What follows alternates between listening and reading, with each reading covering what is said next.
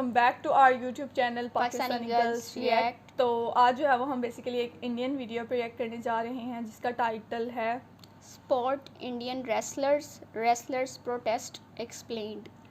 तो इस वीडियो को देखते हैं और एंड पे इसके बारे में बात करते हैं। So let's start.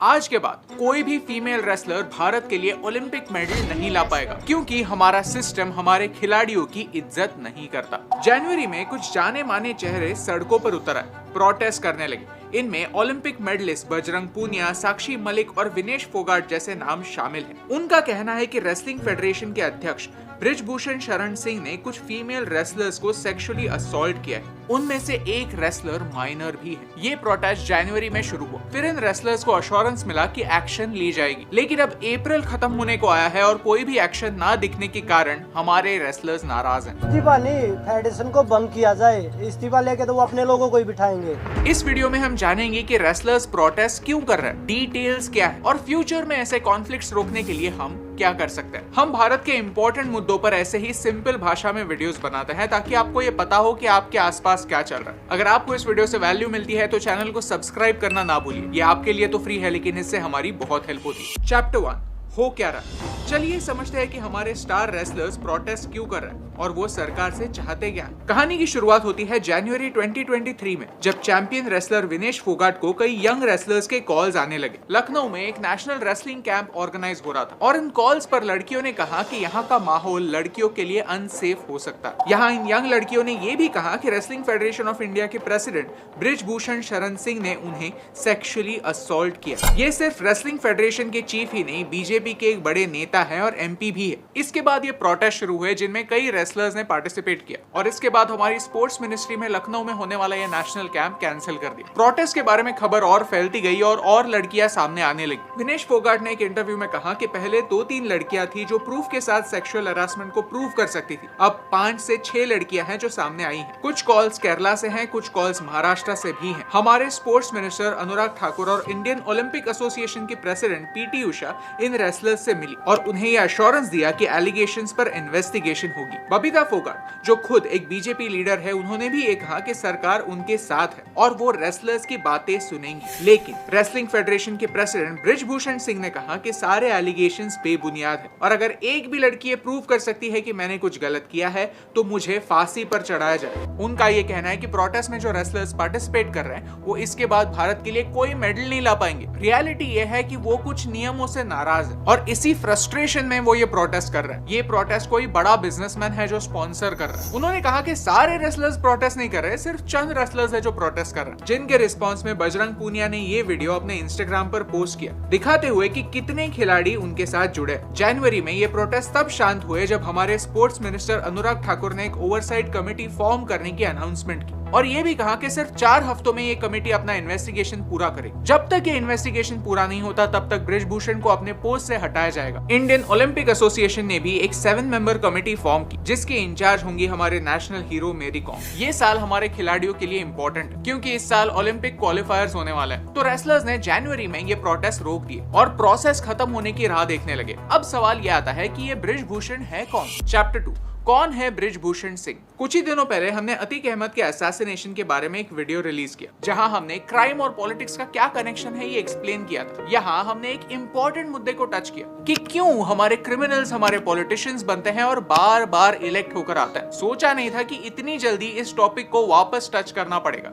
एनीवे, जानते हैं कि बृजभूषण सिंह है कौन। लखनऊ से कुछ ही घंटों की दूरी पर है गोंडा डिस्ट्रिक्ट। कहते हैं कि यहाँ से जब भी ट्रेन गुजरती है तो पुलिस इंस्ट्रक्ट करती है कि ट्रेन की खिड़कियां बंद कर दे क्योंकि कोई भी हाथ अंदर डालकर आपकी चेन मार सकता है। यहाँ से 1990 से लेकर आज तक 6 बार बृजभूषण सिंह इलेक्ट होकर एमपी बने। गोंडा के लोकल लोग कहते हैं कि यहाँ पर बृजभूषण इतने स्ट्रॉन्ग है कि इससे फर्क नहीं पड़ता कि वो कौन से पार्टी से इलेक्शन लड़ता है। पार्टी का सिंबल बस एक सिंबल होता है, लोग बृजभूषण को ही वोट देता है। 2004 में बीजेपी ने उन्हें बलरामपुर से टिकट दिलवाया। गोंडा से घनश्याम शुक्ला नाम के एक कैंडिडेट को टिकट दिया। कोइंसिडेंटली पोलिंग के दिन पर ही शुक्ला एक रोड एक्सीडेंट में मारे गए। इस बात पर अटल जी को भी शक है कि ये कोइंसिडेंस नहीं कुछ और है। जब वो जेल में थे तब उनकी जगह उनकी बीवी ने इलेक्शन लड़े और वो जीत गई। इंडियन एक्सप्रेस के एक इंटरव्यू में उन्होंने कहा कि उन्हें किसी भी पार्टी की जरूरत नहीं, पार्टी को उनकी जरूरत है, क्योंकि जब भी वो इलेक्शन के लिए उतरते हैं तो वही जीत कर आते हैं। पिछले साल ललन टॉप के एक इंटरव्यू में उन्होंने खुद मर्डर का कन्फेशन किया। मेरे जीवन में मेरे हाथ से एक हत्या हुई है, लोग जो कुछ भी कहे मैंने एक हत्या की है। रविंदर को जिस आदमी ने मारा है मैंने हाथ छोड़ा करके और उसको तुरंत राइफल से उसके पीठ पर रख करके मार दिया और मर गए। लेकिन फिर भी उनके अगेंस्ट कोई एक्शन नहीं ली गई। इसके अलावा उनके ऊपर IPC section 307 attempt to murder, 147 spreading nuisance, 148 possessing deadly weapon, 149 unlawful assembly with common object, ऐसे कई सारे आरोप। बाबरी मस्जिद डेमोलिशन के समय वो प्राइम सस्पेक्ट थे। उनके ऊपर जो भी केसेस होता है उनमें से वो निकल ही जाता है। कभी एविडेंस सामने नहीं आता तो कभी लोग ही कोर्ट तक नहीं पहुंचते। यानी आप समझ सकते हैं कि ये इंसान कितना पावरफुल है और हमारी जस्टिस सिस्टम कितनी वीक। आज उन्होंने 50 से ज्यादा एजुकेशनल इंस्टीट्यूट्स खोले हुए। 2011 से बैक टू बैक वो रेसलिंग फेडरेशन ऑफ इंडिया के इलेक्शन जीत कर प्रेसिडेंट बनते आए। वो अपने एरियाज में लोकल रेसलिंग टूर्नामेंट्स ऑर्गेनाइज करते हैं। इन टूर्नामेंट्स में अगर रेफरी के किसी डिसीजन को चैलेंज करना हो तो खिलाड़ी उनके पास जाता है, उनका आशीर्वाद लेते हैं और उनका ही डिसीजन फाइनल डिसीजन होता है। उनका स्टेज पर एक खिलाड़ी को थप्पड़ मारने का वीडियो भी वायरल हो गया था। आपने दंगल मूवी देखी होगी। उस मूवी में आमिर खान ने जिनका किरदार निभाया है वो द्रोणाचार्य अवार्ड विजेते महावीर फोगाट। उन्होंने भी मीडिया को इनके एटीट्यूड के बारे में बताया।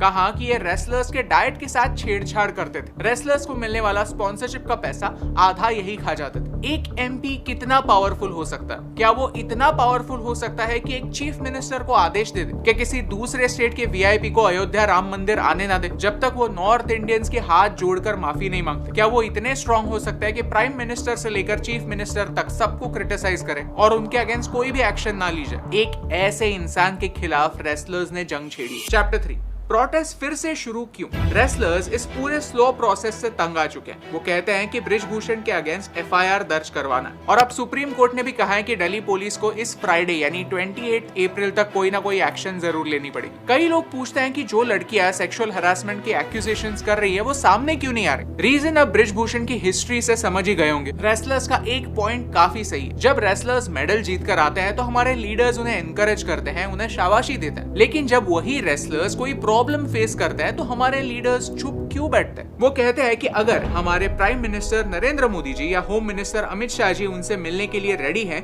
तो जो लड़कियां अक्यूज कर रही हैं वो प्रूफ के साथ उन्हें मिल सकती हैं। डोंट यू थिंक कि एक ऐसे इंसान के अगेंस्ट एक्शन लेने के लिए प्राइम मिनिस्टर की मदद मांगना एक फेयर डिमांड, जिनके अगेंस्ट ऑलरेडी इतने सारे मर्डर जैसे सीरियस केसेस लगे हुए हैं और जो इनसे पहले छूट चुका हो? और सोचिए अगर हम आज इनकी डिमांड्स नहीं सुनते तो कल जाकर हमारे स्पोर्ट्स का क्या? तो इस वीडियो में जो बेसिकली रेसलर्स के जो प्रोटेस्ट हो रहे हैं इंडिया में उसके बारे में बात की गई और स्पेशली जो है वो फीमेल्स के बारे में बात की गई।